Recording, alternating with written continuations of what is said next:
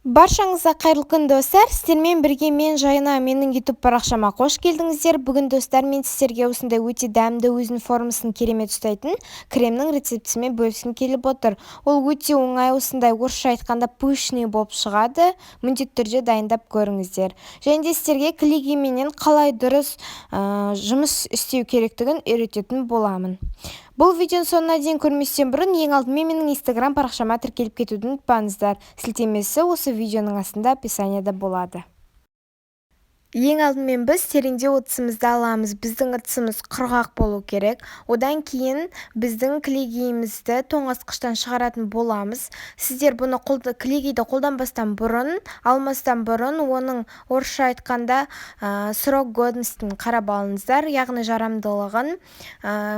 Кемінде осы айдан 4-3 айға жоғары болу керек. Енді біз оны ашатын боламыз. Біздің клейгейіміз тоңазытқышта шамамен 24 сағаттай тұру керек. Себебі бұл өзінің бойына ылғалдықты сіңіріп жақсы болады. Және де біздің клейгейіміз салқындау болу керек. Салқын болса, ол жақсы миксерменен араласады. Одан кейін біз ыдысымызға керекті мөлшерде біздің клейгейімізді құйып аламыз. 3-4 минуттай миксерменен араластыратын боламыз. Бізде ондай қатты қою емес, кішкене сұйықтау, осындай біздің клейгейіміз пайда болу керек, креміміз. Енді біз қазір оның үстіне творожный сыр салатын боламыз.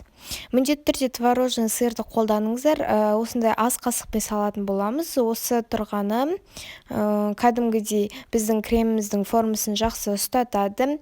Міндетті түрде салыңыздар, себебі егер де сіздер салмасаңыздар, онда сіздерде осындай крем өзінің формасын жақсы ұстамай, пышный болмай шығады. Орысша айтқанда, мінекей қараңыздар достар, банағы орысша айтқанда состояниеменен қазіргі состояние қарасаңыздар, екеуінде үлкен айырмашылық бар. Сол үшін міндетті түрде творожный сырды қолданыңыздар.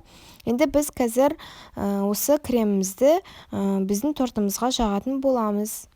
Кремімізді тортқа жақпастан бұрын, оның тоңазытқышқа салып алыңыздар, ол өзінің формасын жақсы ұстайтын болады. Одан әрі, егер де сіздерде осы біздің креміміздің формасын одан әрі жақсы ұстау керек болса, онда оның үстіне қант ұнтағын, яғни сахарный пудраны салсаңыздар болады. Мен қосқан жоқпын, себебі осы менің кремімнің формасы осы маған жарайды. Егер де сіздер тағы да қосқыларыңыз келсе, онда осы сахарный пудраны салсаңыздар болады. Тортымызға кремімізді жағамыз. Көріп тұрғандарыңыздай, біздің тортымыздың кремі өзінің формасын өте күшті ұстап тұр. Осылайынан гүлдер жасап шығатын боламыз. Егер де бұл видео сіздерге ұнаса, міндетті түрде лайк басып, комментария жазып, менің YouTube каналыма және де Instagram парақшама тіркеліп кетуді ұмытпаңыздар. Сау болыңыздар. Назарларыңызға рахмет.